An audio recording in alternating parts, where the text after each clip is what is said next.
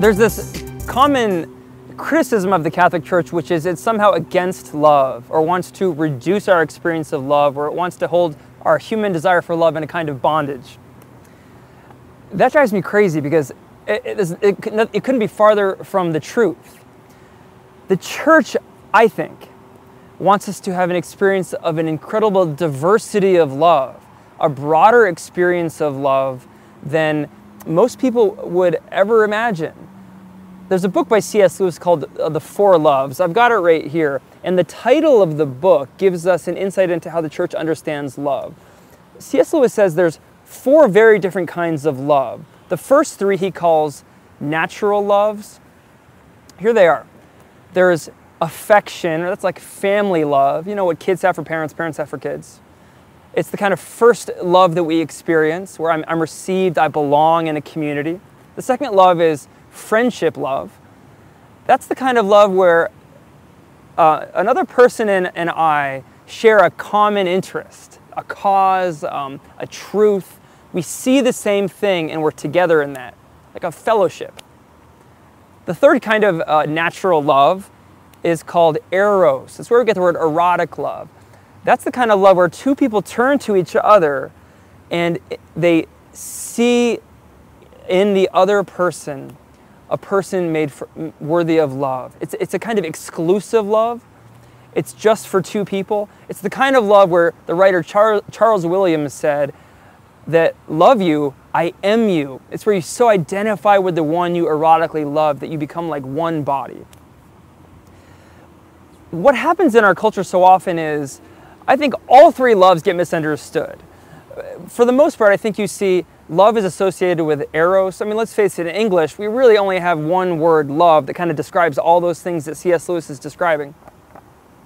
I remember one time I was visiting a classroom in a school, and I was speaking about the priesthood, what it means to be a priest, my life as a priest.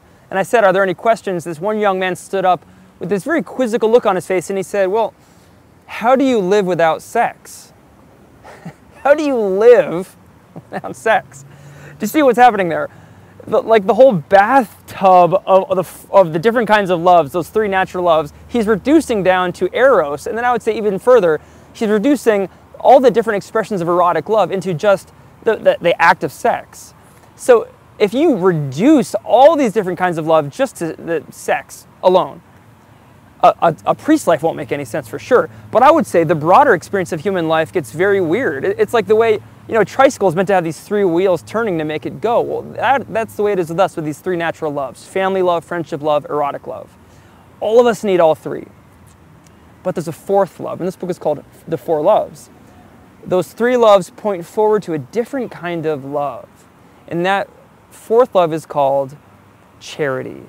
It's divine love. It's the kind of love that comes from the one who created us, the one who has no need for us whatsoever.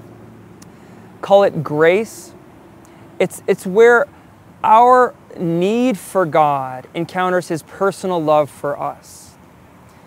The beautiful and exciting thing about the Catholic understanding of love is, in Jesus, who we say is God and man in one person, all of those three natural loves come together and are perfected and elevated and glorified, transformed in the experience of charity or divine love.